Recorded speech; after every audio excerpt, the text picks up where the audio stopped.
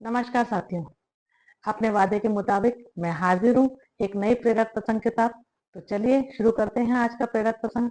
एक बार एक गुरुकुल में 3 शिष्यों का अध्ययन संपूर्ण होने के पश्चात उन्होंने अपने गुरुजी से विनती करी कि वो उन्हें बताएं कि उन्हें उनसे गुरु दक्षिणा में क्या चाहिए।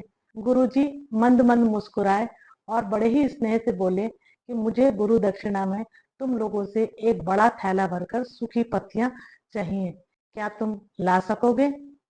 शिष्य बड़े प्रसन्न हुए कि सूखी पत्तियां तो जंगल में सर्वत्र ही बिखरी रहती हैं, हम उन्हें बड़े ही आसानी से गुरुजी के लिए ला सकते हैं और उनकी इच्छा की पूर्ति कर सकते हैं। उन्होंने बड़े ही उत्साह पूर्वक गुरुजी से कहा, हाँ गुरुजी, हम आपकी इच्छा की पूर्ति कर सकते हैं।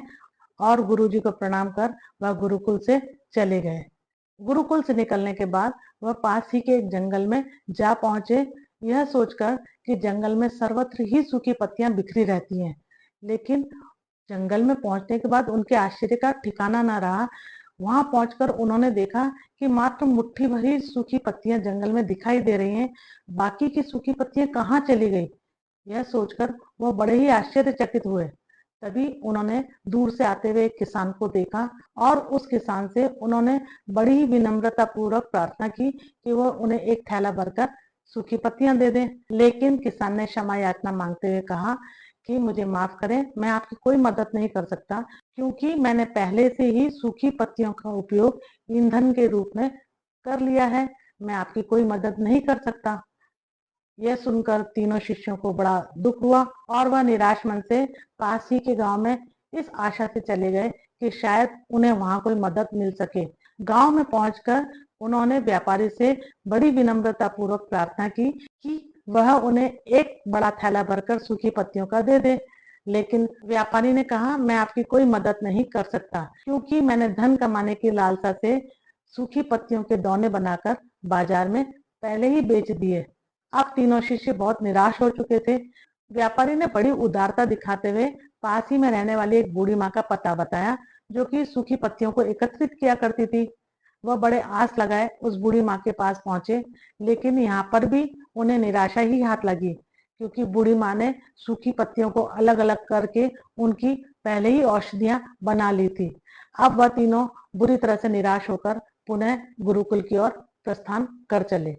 जब वह गुरुकुल पहुंचे और गुरुजी ने उनको आते हुए देखा, तो उन्होंने बड़े प्यार से शिष्यों से पूछा, क्या हुआ पुत्रों, ले आए गुरु दक्षिणा? तीनों ने शर्म से अपना सर झुका लिया और कुछ नहीं बोले। गुरुजी के दोबारा पूछे जाने पर एक शिष्य ने कहा, गुरुजी हमें क्षमा करें, हम आपकी इच्छा की पूर्ति नहीं कर सके, हम एक थैला भरकर सूखी पत्तियों का नहीं ला सके।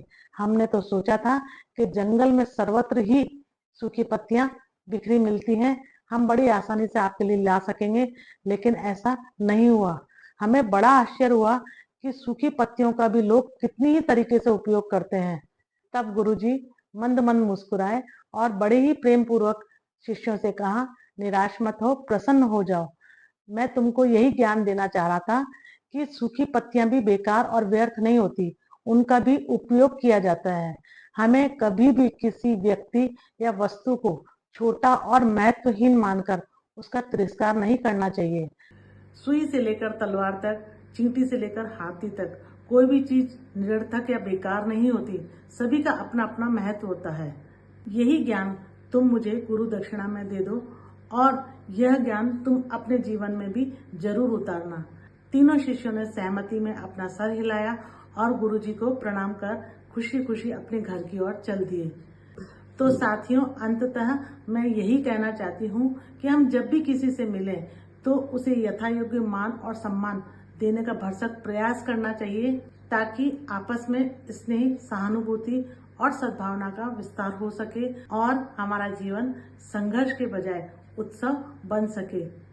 इसी वादे के साथ हम बहुत जल्द मिलेंगे एक नए प्रेरक प्रसंग के माध्यम से।